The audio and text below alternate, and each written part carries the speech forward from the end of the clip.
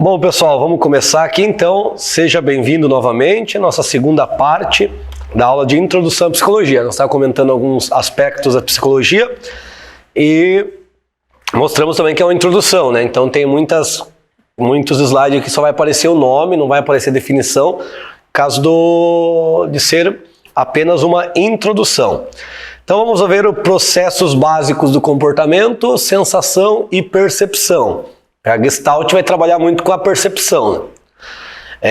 As informações do meio externo são processadas em dois níveis de sensação e percepção.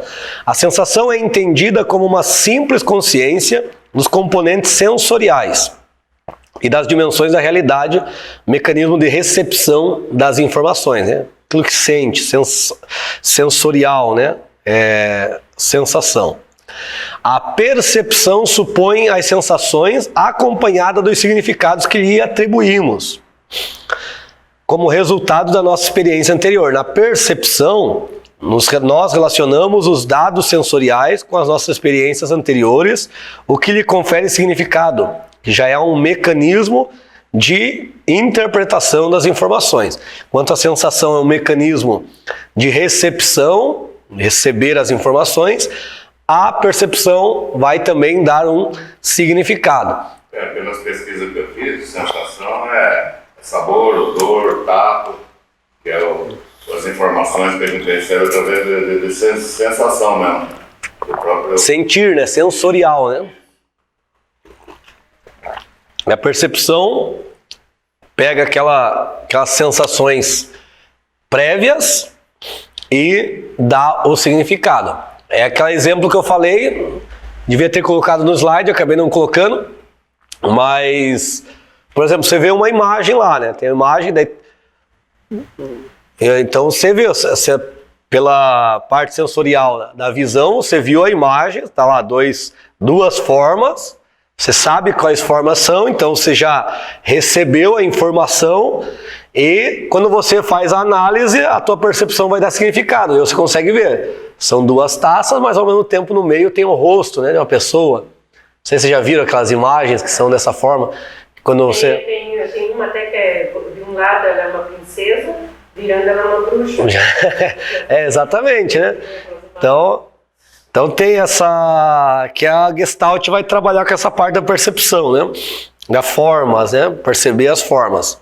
Então essas duas formas é com qual nós também nos relacionamos, né? Está ligado à nossa comunicação com o mundo, né? Através de sensação, percepção. A percepção é assim a seleção de estímulos por meio da atenção. As características do estímulo são as condições externas do percebedor, ou determinantes objetivos da percepção.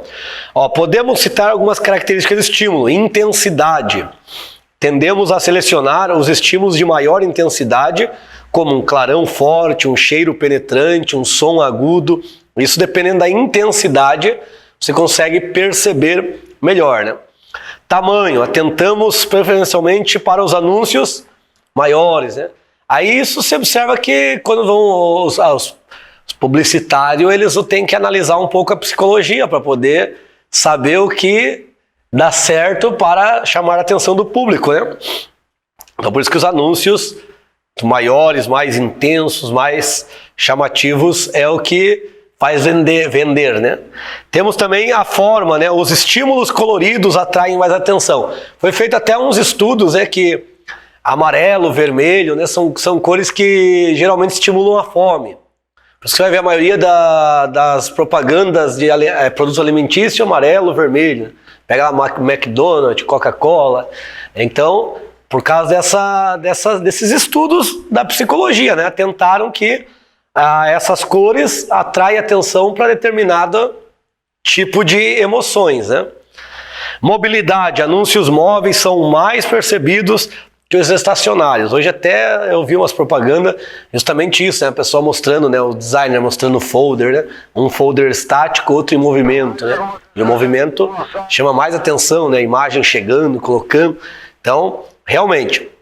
E já foi estudado, né? Por exemplo, essa questão de intensidade, a questão desse estímulo. Aquilo que mexeu mais com a tua emoção são as memórias que você mais lembra, né? São as lembranças que você mais tem viva em você, né? Justamente por causa da intensidade, né? Com que você vivenciou. A motivação. Palavra motivação, junção de duas, né? Motivo para ação, né? Motivo para agir. Não é algo que possa ser diretamente observado. Inferimos a experiência de motivação observando o comportamento. Um comportamento motivado se caracteriza pela energia relativamente forte nela despendida e por estar dirigida para um objetivo ou meta. Temos ali, não aprendidos, naturais da espécie, e aprendidos, né? Incentivo. Essas são as duas motivações que existem, né? A inata, né? Aquilo que é natural, nós também temos aquilo que é natural a nós, e aquilo que nós aprendemos, né? Isso nos gera motivação para continuar agindo, né? O motivo para agir, isso vem de dentro, né? Essa motivação vem de nós, né? É um motivo que nós temos. Por exemplo, algo te motivou, né, a participar a iniciar, melhor dizendo, um curso de bacharel em teologia, né? Você teve um motivo, né, que te impulsionou, que te fez agir para buscar este conhecimento. Antigamente a gente não queria falar, mas levantava o chinelo. Era motivação, era um motivo para agir rápido, né? Era uma motivação rápida, né? Não tinha escolha. Incentivo é um objeto, condição ou significação externa, né, para a qual o comportamento se dirige. Existe o incentivo negativo e o positivo, né? Olha lá o incentivo, né? É uma ação externa, né? Chinelo era um incentivo negativo. Porque se você não fosse, você ia sofrer as punições, né? E o positivo, né? Então, esse incentivo é aquilo que é o alvo, né? Condição para que você quer chegar, né? É aquilo que te vai estar junto com a motivação, porque você tem um alvo a alcançar, né? Isso te incentiva, né, a você continuar. Impulso é considerado a força que põe o organismo em movimento. É entendido como a consequência de uma necessidade, né? Então, impulso, né? Consequência de uma necessidade. Você olha lá, você está atravessando a rua, daqui a pouco você tem aquele impulso que tem que ir mais rápido. Por quê? Está vindo um carro, então é uma necessidade, né? Existe também as compulsões, né? Então, na filosofia estuda também, né, bastante compulsão, que está ligado aos desejos, né? Eu vou ver se aqui eu não recordo se tem o slide. Se não tiver, eu já comento sobre as 3 faculdades da alma, né? Então, impulso, aquilo que coloca o organismo em movimento. Emoção, aqui já tem a emoção, né? Isso aqui é uma das características da alma, né? É uma das faculdades da alma. Não é fácil conceituar emoção, contudo, a maioria dos autores concorda em que as emoções são complexos estados de excitação e de que participa o organismo todo, também para significar os sentimentos e os estados afetivos em geral. Então, manifestação das emoções através de relatos verbais, observação de comportamento e indicadores fisiológicos. Então, eu acredito que nesse slide não terá, mas eu vou comentar. Então, nós temos nosso espírito, né? Nosso espírito, o espírito humano, ele não é dotado de personalidade, certo? O espírito humano não tem personalidade.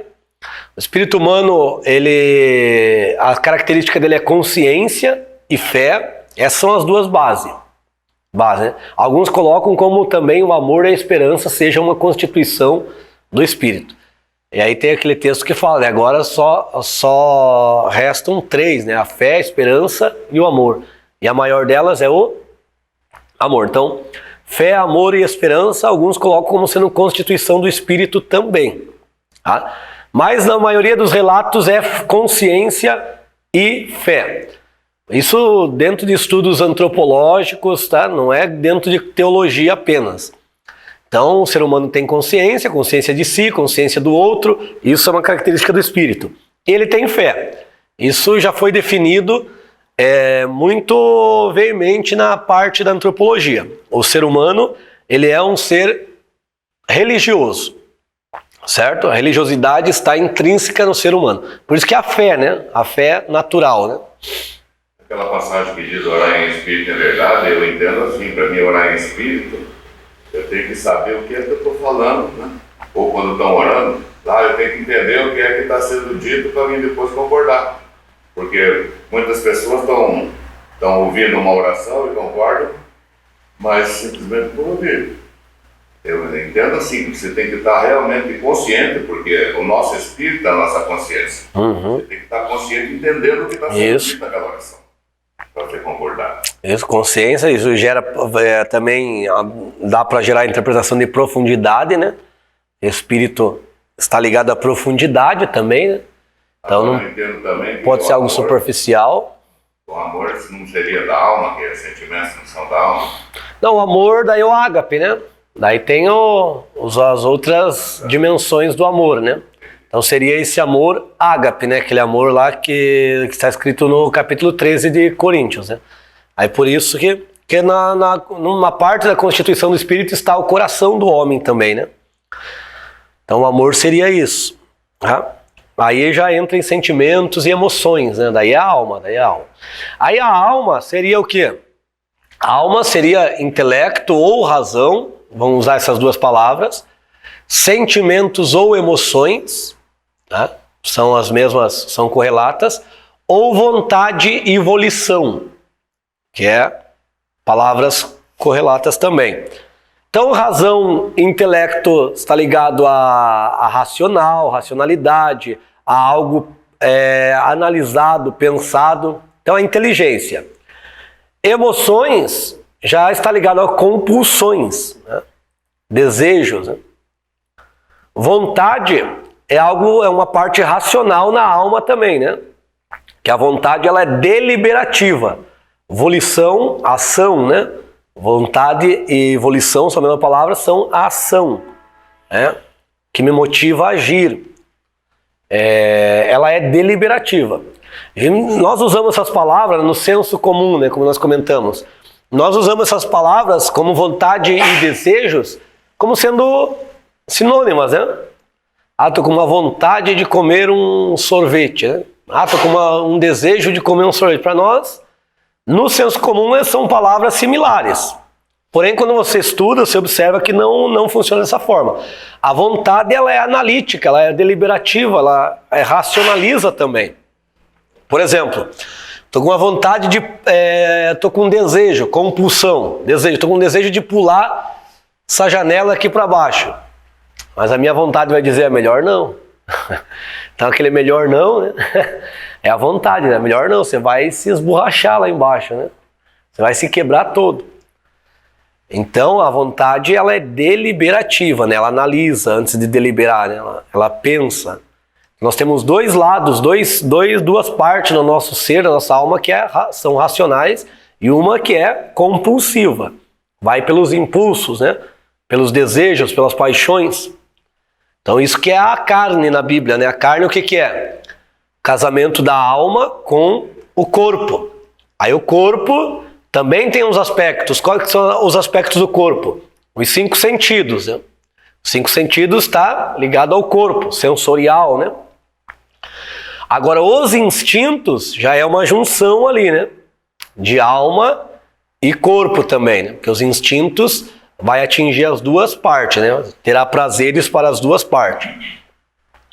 Então a carne, né? Quando a Bíblia diz não dê lugar à carne, a carne é casamento da alma e do corpo quando não tem um regente, né? E seria o espírito, quando o espírito está inativo. Agora quando a pessoa ela se converte, a Bíblia fala que ela é vivificada, né? Vivificada no espírito. Agora tem um novo governador que vai... Por isso que nós temos que crucificar o eu, que seria a nossa carne, crucificar nossos desejos para que o Senhor venha agir. Certo? Por que que eu mostrei tudo isso aqui para vocês? Por que que eu falei tudo isso? Para nós entendermos que as nossas emoções e desejos, né, elas vão passar ali pelo crivo da vontade, né? Certo? Quando os desejos e a vontade estão corrompidos, eles vão subjugar também o intelecto, né? E a pessoa vai agir de forma errada, pensando estar certa, né? Então, Dois contra um. isso, vai haver uma corrupção, vai haver, quando está desalinhado, né? Vai haver uma corrupção no entendimento, né? E na aplicação. Os instintos, alimentação, é um instinto do homem. Então, ele dá prazer para a carne, para o corpo e para a alma também, né? A satisfação, né? De comer, de se alimentar. Não é só o corpo, né, que é beneficiado, né? É nossos desejos. O outro ali é comunhão. Comunhão, outro instinto, né? A autoproteção. Reprodução, mais conhecido como instinto sexual, né? É o instinto de reprodução. Domínio próprio. E faltou um, eu sempre esqueço um. Alimentação, reprodução, comunhão, domínio próprio, autoproteção e... Vou lembrar. Aquisição. Fala um pouquinho do domínio próprio, porque isso de vez em quando falta para mim, eu preciso saber onde é que eu vou buscar. A temperança, né? Temperança é um fruto do Espírito, né? É nós deixarmos que o Espírito frutifique. Domínio próprio, qual que é a corrupção do domínio próprio? A corrupção do domínio próprio é justamente querer dominar o outro, né? Então, querer manter domínio sobre o outro. Isso já é um resultado da queda, né? Teu marido dominará sobre ti. Então, o domínio tem que ser próprio. Eu me dominar para quê? Para eu controlar os meus impulsos, minhas compulsões. Porque os desejos estão aí. Eva não sentiu o desejo de comer? Adão também, porque ele também comeu. Mas o domínio próprio estava ali justamente para eles controlarem essa compulsão para manter a obediência. Então o domínio próprio, ele está ali como um regulador, né, para você saber como agir. Isso que Paulo fala, responda a cada um como convém, que a sua palavra seja temperada com sal, né? Diz lá, tem o Colossenses, acho que é final de Colossenses. Temperada com sal quer dizer equilibrada, né? Seja, saiba responder convém a cada um com equilíbrio. Aí entra aquele negócio, gente que não tem equilíbrio já vai para agressividade, né? Já vai para ignorância, como a gente fala, né? No caso desse coisa. Então, a alimentação. A alimentação é um dos instintos mais fortes do ser humano, né? É a alimentação e a reprodução. É o instinto sexual, são os dois instintos mais fortes. E às vezes eles se juntam, né? Isso, lá no Império Greco-Romano eles faziam aquelas festas, né? Aqueles banquetes que envolviam esses dois sentidos, esses dois instintos. Greco-romano, que é aqueles banquetes com a sexualidade livre, né? E quando a palavra aparece lá para nós, lá, geralmente na tua Bíblia aparece assim. Aparece da seguinte forma, que das obras da carne é glutona, que as pessoas sempre atribuíram a comer demais. Mas lá no original, no grego está assim, glutonaria com orgias. Que seria o quê? Aquelas festas greco-romanas, aqueles banquetes, das festas ágapes. O próprio Judas comenta isso, né? Na sua epístola. Eles ficam se inflamando nas suas festas ágapes. Que eram essas festas que tinham banquete livre e regada à sexualidade também, né? Que praticavam-se nos cultos, né? E nos templos pagãos. E estava dentro da cultura greco-romana.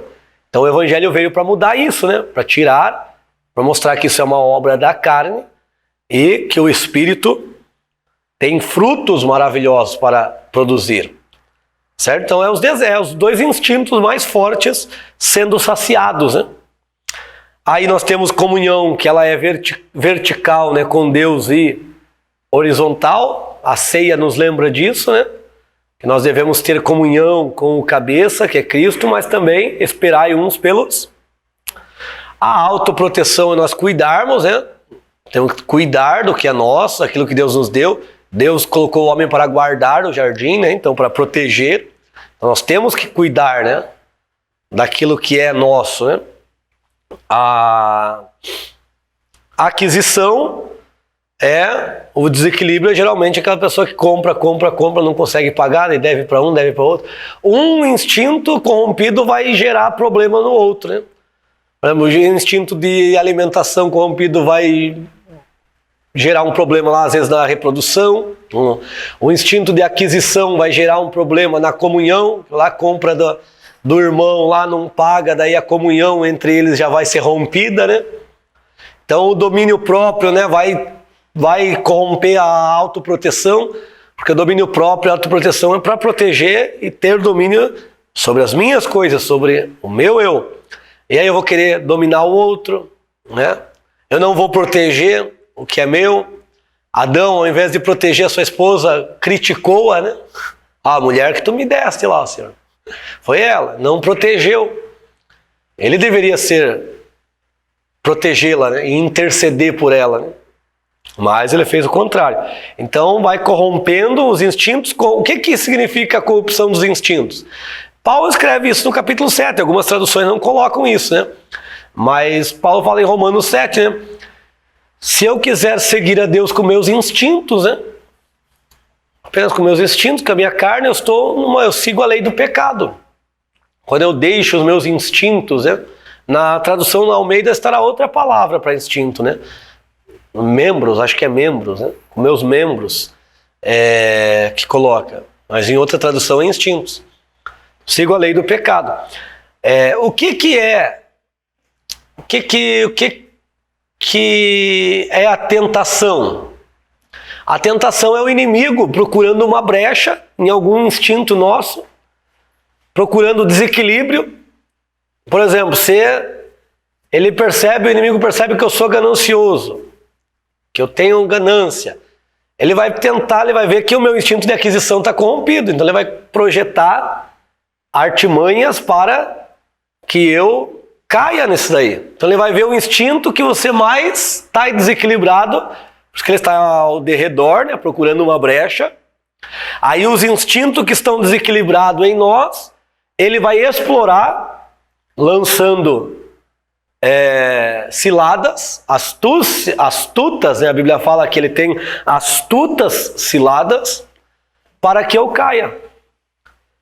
E para eu provar que eu amo a Deus, eu tenho que vencer, né?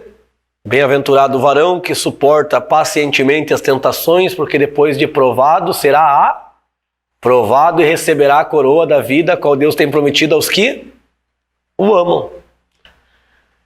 E os instintos desequilibrados vão conceber o pecado, né? Vão gerar o pecado. Porque o pecado não é só adultério, né? Se eu tenho falta de comunhão, estou em pecado ou não? Com meu irmão? João diz que se eu digo que eu amo a Deus, mas odeio o meu irmão, eu sou mentiroso. Então, falta de comunhão é um erro, né? Entre outros, né? É só para mostrar que pecado não é só aquilo que sempre colocaram, né? Homicídio e adultério. Só frisam isso, né? Mas existem diversos, né? E é os instintos desequilibrados. E qual que é a ação do Espírito Santo aí? Equilibrar os instintos. Os instintos equilibrados se chamam o quê? Santidade. Santidade é quando nossos instintos estão equilibrados, porque o Espírito Santo vai trabalhar para deixar eles equilibrados. Eu tenho que ter a aquisição? Eu tenho que ter desejo de adquirir. A ambição é uma palavra que ela é positiva e negativa, né? A inveja é só negativa. A ambição é positiva e negativa. Eu tenho que ambicionar posições? Tenho que ter. Esse ambicionar é ter o desejo de ter coisas melhores. E para isso eu vou trabalhar. Eu vou me esforçar. Agora tem a ambição negativa, né? Que a pessoa vai ambicionar, mas vai começar a preparar ciladas, né, para os outros, para pegar a posição do outro, né? Então essa é uma ambição negativa. Inveja é só negativa. Inveja não tem nada de positivo na inveja, né? Inveja é negativo. Então eu tenho que ter esse desejo de adquirir, de ter aquisição, eu tenho que... Esse instinto é algo inato, só que eu não posso deixar ele corrompido, né? Querer adquirir as coisas com um jeitinho brasileiro, né? Ou com um jeitinho adâmico. Vamos colocar que precede o brasileiro, né? Jeitinho adâmico, né? Que é querer ser igual a Deus, não obedecendo, né? Criar novas leis, né? A parte de Deus. Então, é muito interessante estudar essa parte, tá? Como não é antropologia só o foco, mas é interessante estudar esses instintos. É muito bom. Instinto de reprodução é necessário? É necessário, né? Senão, nós não perpetuaríamos, né, a nossa descendência, a nossa, vamos dizer assim, espécie, acabaria. Ele é necessário, não pode estar corrompido, né? Alguma pergunta? Tranquilo? Os instintos desequilibrados? Colocam direitinho os instintos de reprodução. Parece que ele só vai nascendo na hora da reprodução mesmo. O ser humano é que está fazendo disso aí uma diversão. O ser humano é diferente, é um presente, uma dádiva de Deus até, porque o ser humano é a única espécie que tem prazer, né? O prazer está envolvido junto, né? Justamente porque a alma do ser humano, né? Ela é diferente da alma do animal, né? Assim, o animal tem uma alma que é uma alma para essa existência, né? Que a Bíblia diz lá, o animal se tornou alma vivente. Mas a alma vivente do animal, ela é a partir da própria terra, porque Deus falou a terra, né? Para que haja animais. Agora a alma do homem, ela veio a partir do sopro de Deus. Então tem essa constituição diferente. O animal, ele segue o seu instinto, é instintivo e ele vai pelo sensorial, né? Pelo cheiro, né? É o momento certo que é só para perpetuar a sua espécie, né? Agora o homem tem o prazer por conta da alma, né? Por causa dos desejos, das emoções. O homem tem esse lado, né? A sexualidade para o homem não é só procriativa, né? Não é só com fins de procriação, mas também de prazer, né? Então isso é aqui que está o equilíbrio, né? Para que tem as tentações, né? Por que existem as tentações? Para nos mostrar se nós estamos de pé ou estamos caídos, né? Se eu cedo às tentações, é porque eu estou caído. É o que Deus falou para Caim, né? Ao mal jaz à tua porta, mas tu podes dominá-lo. Então Deus viu a intenção de Caim e disse, você pode dominar. Mas ele não quis dominar, ele deixou, né, a comunhão ser rompida. Ali a autoproteção e o domínio próprio foram corrompidos, né? Estavam corrompidos e isso gerou o pecado. A memória, vamos lá para a memória. É a parte que permite o que permite a aprendizagem, pois através da memória que os conhecimentos se consolidam.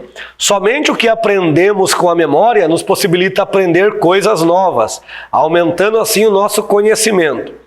Podemos definir memória como processo cognitivo que inclui, consolida e recupera toda a informação que aprendemos. O processo da informação se dá em 3 fases: codificação, armazenamento e recuperação, né? Codificação está ali na memória sensorial, curto prazo, imediata de trabalho, e temos o de longo prazo. Então a memória faz com que a gente relembre, né? A recuperação relembre, né? E através da memória a gente consegue ter novas atitudes, né? Por exemplo, você foi lá, fez algo, estava trabalhando, fazendo um trabalho, fez um caminho, viu que não deu certo. Quando você se deparar com aquela situação novamente, o que vai ativar em você? A tua memória. Opa, eu fiz assim e não. Então, você vai aprender, por isso que ela permite a aprendizagem, né? Permite aprender coisas novas. Fala, opa, eu não posso seguir esse mesmo caminho porque não deu certo. Então eu preciso ver outra forma. Então ela até deram um nome, né? Deram um nome a uma parte do hardware, né? Software e hardware também, né? É chamada memória, né, no computador, justamente por conta daquilo que se pesquisou no ser humano, né? Então, armazenamento, né? Ó, tá na memória, lá tá na memória do celular, tá, né? É por causa daquilo que se pesquisou dentro do ser humano, que tem essa capacidade, né? E a capacidade do cérebro humano é infinitamente maior do que computadores, né? Então, porque tudo que tem lá dentro da internet, dentro do computador, foi algo que um ser humano fez. Um ser humano criou, um ser humano produziu, né? Não apareceu do nada, né? Então, olha a capacidade, né, do ser humano, né? É muito grande, né?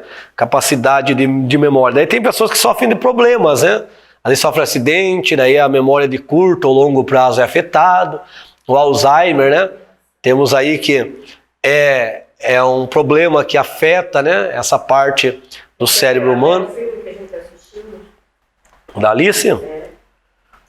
Einstein me falava, cada vez que eu erro, é uma forma de saber que não dá certo. Exatamente. Então, aí você aprende, né? Até com os erros ali, você aprende também. A memória é uma parte fundamental, né? Porque faz com que você siga novos caminhos, né? Se você viu que um caminho não deu certo, você vai ter que mudar. Se não fosse a tua memória, você sempre seguiria ali, sempre bateria, cara. Aí você sempre teria que refazer o caminho. Então a memória é muito interessante, né? Fundamentos sociológicos da psicologia, nós temos aqui socialização. Chama-se socialização um processo pelo qual o indivíduo adquire os padrões de comportamento que são habituais e aceitáveis aos seus grupos sociais. É influência cultural, né? O ser humano é um ser sociável, né? Ele necessita da socialização. E nós, inclusive, aprendemos, né? Por causa da influência cultural, nós temos que aprender a ser humano. A diferença, né, entre o homem e o animal, uma das diferenças é essa, né? Todo animal nasce pronto, né? O gato gateia, né? Porque o gato ele nasce pronto, todos os animais nascem prontos, eles já têm isso dentro dos seus instintos, tá? Eles aprendem alguma coisa ali com a mãe, né? Até esses tempos, faz muito tempo, nossa gata deu cria, né? Eu pude perceber, a partir de ter uma base de conhecimento, eu pude perceber que embora eles tá tudo inato neles, eles aprendem com uma pequena ação da própria mãe ali, porque eles vivem só ali, né? Eles não vão pesquisar, não vão aprender fora, eles estão ali. Aí tem uma coisinha na mãe ali que fica mexendo, né? A cauda, né? Fica mexendo para lá, para cá. Ela fica fazendo isso já pensando na cria, né? Porque através da cauda ficar indo para lá, para cá, o gato começa a ter o filho começa a brincar, né? Começa a buscar caçar, né? Isso aí vai desenvolver o instinto de caça dele, né? Começou a se mexer, ele já vai caçar. Por isso que o gato, qualquer coisinha que se mexe, ele vai atacar. Nasce nele isso daí. Ele não precisou aprender, a mãe não precisou falar, ó, esse aqui você tem que pegar, esse aqui é uma caça, esse aqui você tem que fazer assim. Nasce nele a partir do momento que ele começa a ver aqueles movimentos da cauda, ou com os próprios outros filhotinhos ali, começam a brincar, a brigar. Então, porque nasce tudo pronto. Agora o homem não, o homem tem que aprender a ser homem. O ser humano tem que aprender a ser humano. Tem até a história, né, de duas meninas, né, que foram criadas pelos animais, né? Não lembro o nome, acho que é a Mala e... Tem dois nomes diferentes. Quando acharam ela, né? Elas comiam carne crua, né? Elas se alimentavam ali com a mão, direto com a boca. Aí uma já estava grande, a outra um pouco pequena. A menor conseguiu se adaptar aos costumes humanos. A maior não conseguiu e logo morreu. Por quê? Ela não passou pelo processo de humanização. O ser humano é o único ser que tem que aprender a isso. E isso ele vai aprender socializando, né? O ser humano não consegue viver sozinho, porque a solidão é um problema para o homem, né? E isso é um dos problemas da atualidade, né? Por conta de muito trabalho, muita carga horária, a gente passa muito tempo só, né? Só focado no trabalho e não tem essa parte mais da socialização, né? Que tínhamos antes. Percepção social, chama-se percepção social o processo pelo qual formamos impressões a respeito de outra pessoa ou grupos de pessoas. Comunicação. Comunicação não é constituída apenas do código verbal. Utilizamos expressões de rosto, gestos, movimento, desenhos e sinais. Então, o que é necessário para que haja a comunicação? A escrita. Nossa, é um meio, né? A fala é um meio. Para que haja comunicação, precisa de um transmissor, uma mensagem a ser comunicada, aquilo que é o transmissor, aquele que vai comunicar. A mensagem é o que ele vai passar, e essa mensagem precisa de alguém recebendo. Aqui está tendo uma comunicação, porque tem um transmissor, tem uma mensagem que é o conteúdo da aula, e tem os receptores que estão aqui e outros que vão assistir o vídeo. Então vai haver comunicação mesmo fora deste momento aqui, né? Deus estar olhando. Uma mão de duas vias, vai e volta. Exatamente. Porque ainda a mensagem tem que ser entendida, né? Por exemplo, se eu chegasse aqui falando japonês aqui, eu poderia trazer uma mensagem linda aqui, né? Ter uma mensagem linda. Mas os meus receptores são falantes do japonês? Então, o problema de hoje por isso que é a interpretação de texto. Às vezes você escreve uma coisa, a pessoa entende outra, e às vezes dá confusão. Esse é outro problema, né? Por isso que a mão de via dupla, né? Às vezes a pessoa não ter a capacidade de interpretar corretamente o texto. Às vezes, tem até um anúncio que colocam brincando, né?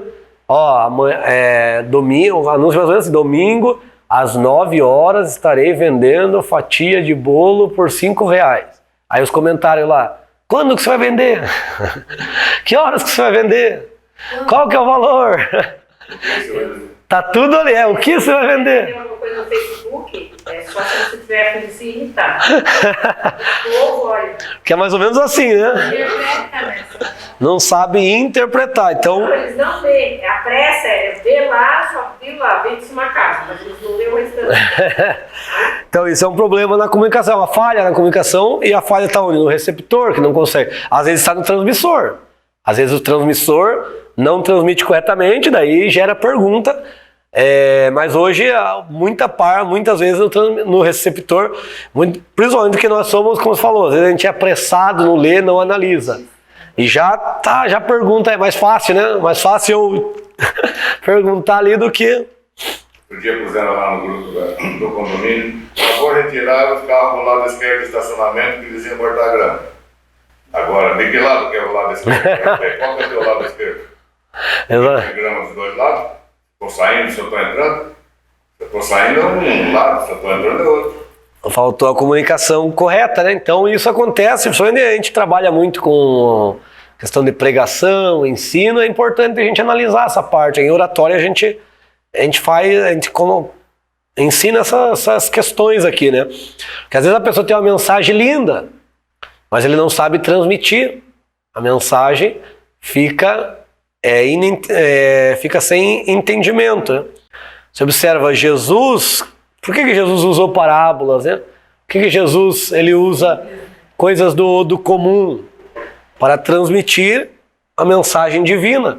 Então é importante a gente saber transmitir, né, a mensagem, para que haja uma verdadeira comunicação, uma completa, né, comunicação.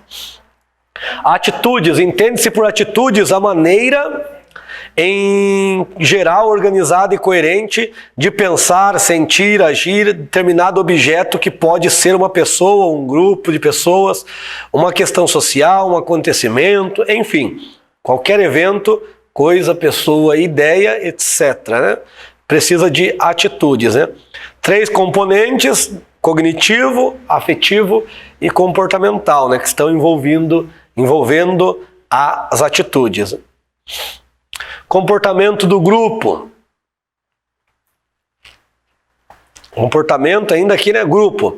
Define-se grupo com pluralidade de indivíduos que estão em contato uns com os outros, que se consideram mutuamente e que estão conscientes de que tem algo significativamente importante em comum, né? Grupo primário, grupo secundário, né?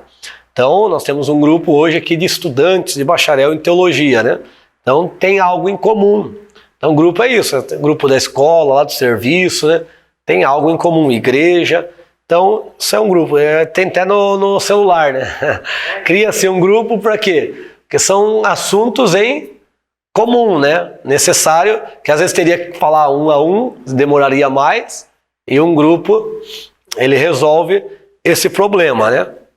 Faz parte da pluralidade de indivíduos em contato ali que tem algo em comum. A posição é definida pelo conjunto de direitos e de deveres do indivíduo no grupo. Há o grupo familiar, por exemplo, a posição de pai, cujos deveres é promover, sustentar a família, dar aos filhos formação em geral, formação geral, e tem direitos como ser obedecido, respeitados e outros. Então, a posição que nós exercemos no determinado grupo, né?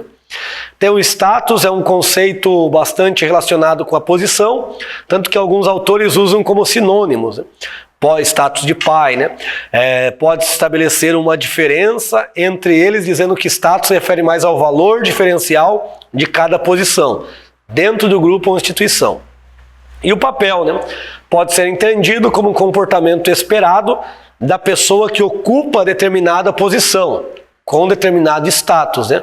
Então é aquilo que aquilo que a gente espera. O papel do professor é ensinar, né? O papel do pai, então é aquilo que ela exerce, né? O conceito de papel é importante para compreender o comportamento, porque todos nós temos tendência para corresponder às expectativas dos outros a nosso respeito, mesmo as negativas, né? E liderança também, nosso último slide aqui, junto de liderança. Entende-se por liderança a influência que certos membros de um grupo exercem sobre os demais. A liderança sempre envolve influência por parte do líder, que é o influenciador, para afetar ou influenciar o comportamento de seu seguidor, que é o influenciado, né? Ou seguidores numa situação. Verificamos aí a importância de 3 elementos. Então, o líder autocrático, permissivo, democrático, tem diversos tipos de líder. Tem diversos tipos de seguidores também, né?